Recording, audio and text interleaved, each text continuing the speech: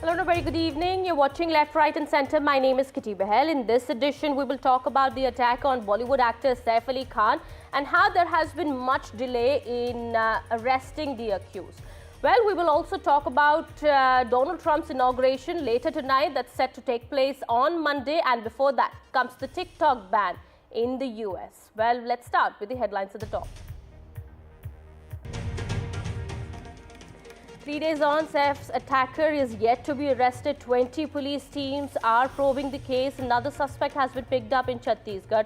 Mumbai Police are yet to verify if he is the attacker. Champions Trophy squad has been announced. Shubman Gill to be the vice captain. Bumrah is in team. He is still unfit.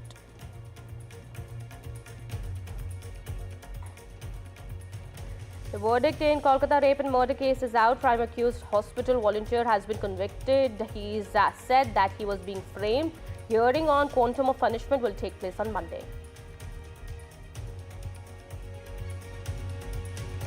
It's Aam Aadmi Party versus the BJP on the alleged attack on Arvind Kejriwal's car. The BJP has said that Kejriwal's car hit the individuals involving a BJP worker. Aam Aadmi Party says Kejriwal was attacked with stones.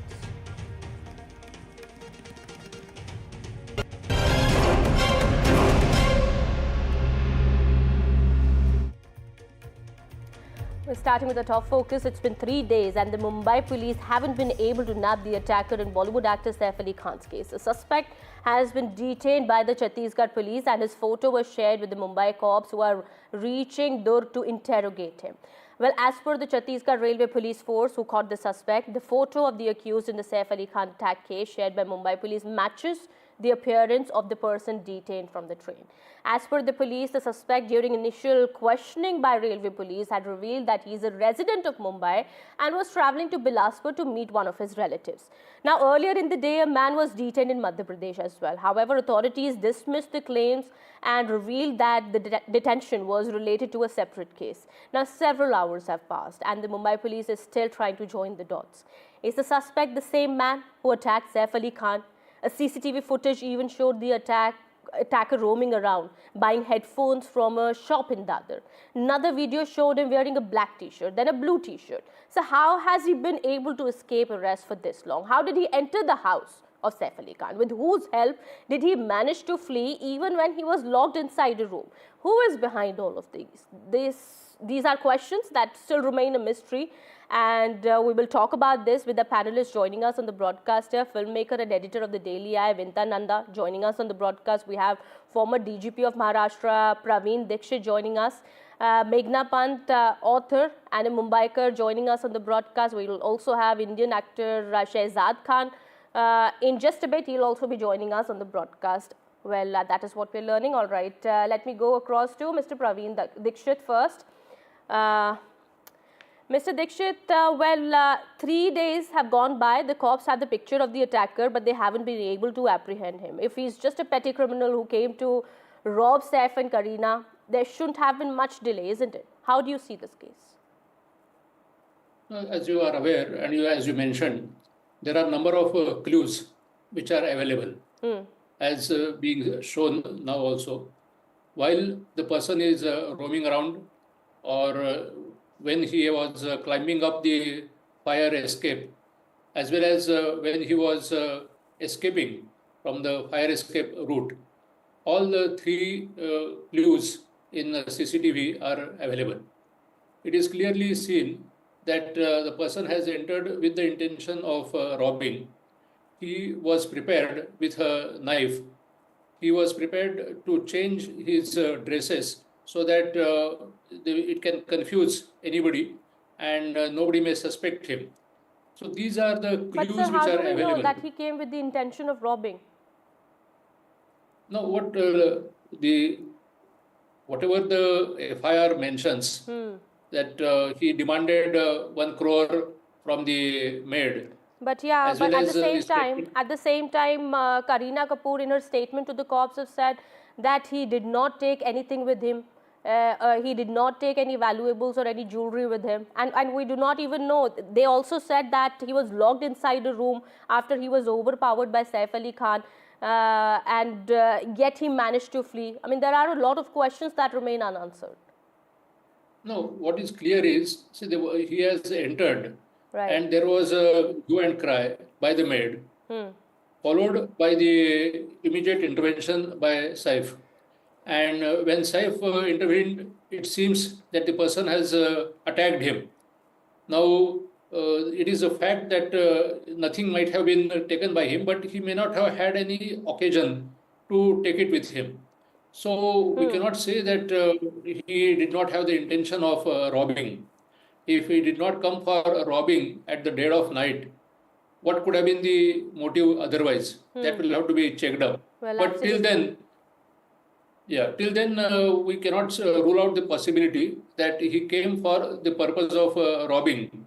And it seems that, as you mentioned, there appears to be some indication that he had full knowledge of the premises. Right. He knew that there is a fire escape for entry. Yes. He knew that there is a way possible to exit, and it will go unsuspected or unnoticed by the security guards.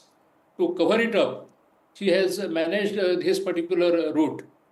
Now, as far as the fire escape is concerned, one has to find out whether it was opened by somebody inside, or it was open itself, or he opened it with force. But that doesn't seem to be so. That's what the police is trying to check at the moment. Of course, they're interrogating the maids also, the house help also, and trying to get all those answers. Let me go across to Vintananda. I'll just come back to you, sir. I'll just come back to you.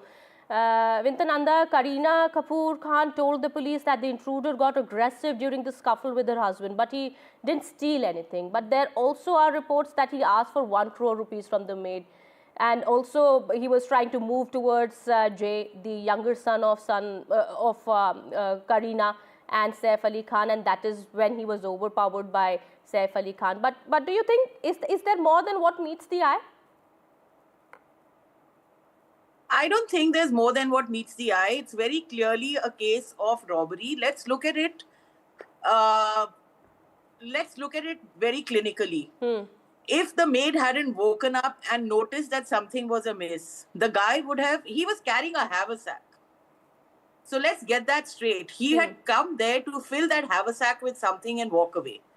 Whether it was the money that he was going to ask for, whether he was going to hold the child ransom and then demand cash, he needed that bag, right? And the other thing that is very clearly that if the maid had not woken up and noticed him, God alone knows what this guy would have done. Right. So it is a case of an intrusion. And secondly, we must look at it in a very, the celebrity circus that goes on social media. There is no part of a celebrity's house which is not there in one reel or another. Panning down to up to down, saying Saif Ali Khan, Kareena Kapoor is ghar mein rehte hain, is building mein, so and so, aise wale ghar mein rehte hain. They go on all angles to show you that they're on the top floor. So getting to know where the AC ducts are, getting to know where a guy can enter from, etc. I mean, for somebody who has the intention of robbing a rich house, a house where he believes he'll be able to walk away with a lot of money. What's really shocking here is that the police were also actually quite surprised to see, in that statement, they said that there was no security stationed in the flat, in the house that Saif and Kareena were staying in. Well, there were no surveillance cameras at home. There was no visitor logbook maintained in Saif's Bandra society also. That also I would say that, you become lax when you know that you are secure and you feel that nobody can come in. And obviously, they were in a state of shock after this whole incident happened, which is why they reacted in the way they did and they had to take him in the rickshaw, etc., etc. Right. But the point here that you are making is that you don't expect something like this to happen in a city like Bombay, in a city like Mumbai, and especially in Bandra.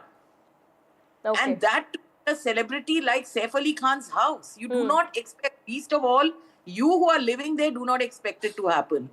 Now that it has happened, let me tell you, there'll not be a single home. Even I am considering putting a alternate door outside my house, which has a jali and through which I can see who's coming before I open the door to them. Yes.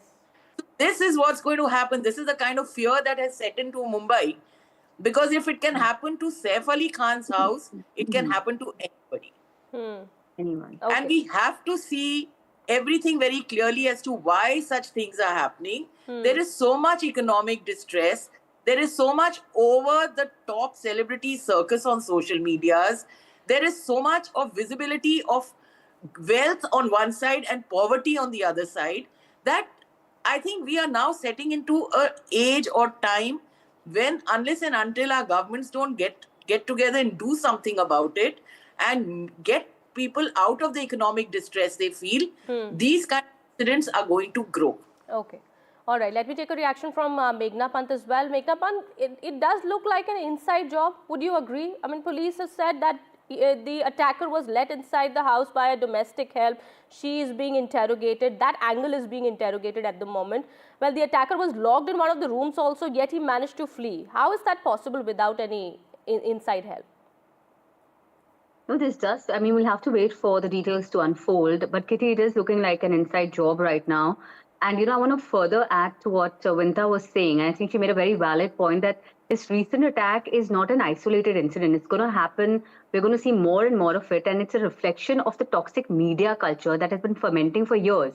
What's happened is Bollywood superstars have now been reduced to mere mortals by this media landscape that's thriving on sensationalism, on scandal, and this voyeuristic obsession with tearing down people it once used to idolize. And I think this degradation of the superstar mystique, right? There's a total collapse of boundaries in the digital era. With tabloids and paparazzi culture. We know the name of the building in which they live. We know the names of their children, and we've entered the bedroom. So this whole constant scrutiny has humanized, figures of reverence, and that's why they're game now for criticism and now physical assault. And it's this public perception of power and privilege has now shifted. So they're seen now, celebrities are now seen as accessible targets, and this is what is very worrisome. The guy had the guts to assault someone like a superstar like Saif. There's no sense of culpability, which would earlier have deterred someone from physically and assaulting a public figure. Because, people have portrayed stars now as accessible and flawed and fallible and in some ways undeserving of this earlier star power that they had. But so it's a wake-up call for those celebs also who are living in these isolated homes or societies to reevaluate their security arrangements, of course. There are a lot of lessons we have to learn from this incident. And of course, the media's role, as I We've seen what happened in mentioned. Baba Siddiqui case. We've seen what's, in the case of Salman Khan and the Bishnoi gang involvement. Right. Yes. And what it's going to do is it's going to make us realize that public figures deserve protection, not increase vulnerability. We're seeing our stars are now becoming increasingly vulnerable because of their fame. They're paying a very, very heavy price for their fame. They've been reduced to mere commodities meant for public consumption. And this is not, it's blurring these lines of privacy and respect and safety. And it's a very intrusive and toxic environment for public figures. And we have to examine this invasion of privacy. Why do I know Saif's exact address? Why am I being force-fed information about their personal life that I neither want nor need? And I think this is where this private space, will ask us to beg us for boundaries of decency that are constantly being eroded as we stand today. So I think these are some of the lessons that we must take away. And as Vinta also mentioned, common people like us Mumbaikars, where we've grown up in a safe city, we're all going to be examining our house help more closely. We're going to have our boundaries also up, and we'll be more watchful. And I don't think that's a good thing considering our socio-economic environment, but this is what the causal effect of this incident is going to be. Okay, Mr. Dixit, if I could come back to you, what our panelists are speaking about here about, there's a growing concern about the security and safety in Mumbai's high-profile neighborhoods, and this recent incident with Saif Ali Khan and his family only amplifies it. Does the government also need to do something? There needs to be more security or safety needs to be provided by the police also. What needs to be done, sir? So there is a need to have multiple level of security. As the first level will be, of course, the outside. That is what government or the police are doing, and they would continue to do it. In the sense that there will be, say, CCTV cameras on the roads, which are already installed. There may be some additional more. There should be proper illumination. There should be regular patrolling. These are measures which will be taken by the government and the police outside the premises. Now, about the premises proper, it is necessary to have a proper peripheral wall and with a concertina wire so that nobody is able to jump from outside. In addition, if there are gates, there should be only one gate which is manned by a guard which is trained. Not that somebody is just standing there and allowing anybody, as one of the panelists mentioned, that the laxity will cause a lot. The third thing is about the person inside. Now, my humble submission to everyone would be to have minimum exposure of your house and your personal matters to the world, either through the social media or through your photographs or through various other things, or including the so-called maid servants or other servants which are employed. Because these are the areas which are going to leak about your personal belongings, about your personal behavior and everything. Now, my humble submission would be, do not allow any stranger to be inside your house when you are asleep. Whether it is a maid servant or otherwise, you lock them out, you keep them outside your house, let there be a separate room or whatever you can make arrangements, but do not allow anybody apart from you to be inside the house. Because once you are inside the house, you feel and have a trust in that person. And you do not know whether that trust is breached and whether that person himself or herself is providing leaks to somebody who is not known to you. When you are employing a person particularly, do remember not only verify he or her, but also about the circles in which he is moving. Because you don't know from where he has come, whether he is an Indian or whether he is a Bangladeshi or whether he is somebody else, and what his intentions are in joining you. So do not have this kind of a thing that just because you have got a person, he is good and he is a nice person. It is not necessarily so. Right. In addition, see, the audio camera or video camera on your door, it's a must. Anybody from outside should be identified by you, verified, and only then the entry is allowed. Now, one more thing, that when you are allowing a person inside, make sure that you really know him very well. Okay. And unless you know and are convinced that he is the right person whom you are permitting, do not allow entry of that person inside the house. But once you are allowing the entry inside, you are totally exposed. Okay, sir. Absolutely, sir. Absolutely, sir. That's a very, very detailed list that you've given, of course. Well, we do hope at least some of the, list. This is the minimum that I can suggest. This is the minimum you can suggest, you're saying, sir. All right. We do hope that everybody is able to follow that and must follow that. Absolutely. All right. Before I wrap this up, Vintananda, do you want to make a comment here? A quick comment. Yes, I do, agree with sir, and I agree with what Meghna is also saying. But we also need to consider ourselves in the society. We are slowly, unknowingly stepping into a culture of fear and suspicion. We are going to build fortresses around ourselves and alienate the outsider even further than he has already become. What we really need is police reforms. What we really need is very perfect and good policing in a city, especially like Mumbai. And we must kind of create a culture of inclusivity, because the end result will be very, very sad if we become so alienated from the real world. Yes. And as a culture, society, as an economic bracket, lose touch with people on the ground. So we somewhere have to find a middle path and learn from this. Like Meghna very correctly said, we have to learn from what has happened and rebuild our lives and our societies and our cultures now. Absolutely. Most of the times what happens is that you do not even know who's living next to your house, in the next flat that you're living in. Well, that is what something that needs to be, needs to go actually, needs to be reconsidered actually.